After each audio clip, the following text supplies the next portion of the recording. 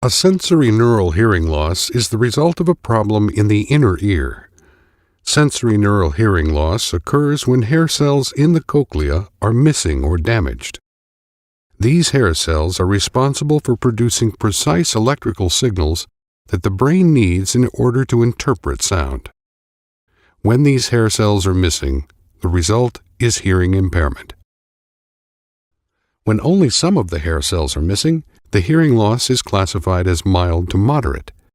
In these cases, a middle ear implant, capable of vibrating the moving structures of the inner ear, or a conventional hearing aid may be a viable solution.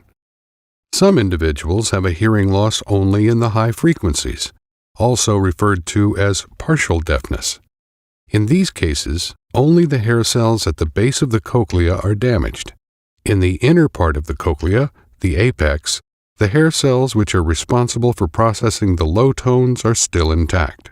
Combined electric and acoustic stimulation, or EAS, was developed specifically for these individuals to maximize the use of their natural residual hearing. When the hair cells of the cochlea are completely absent or damaged, the person suffers from a severe to profound hearing loss.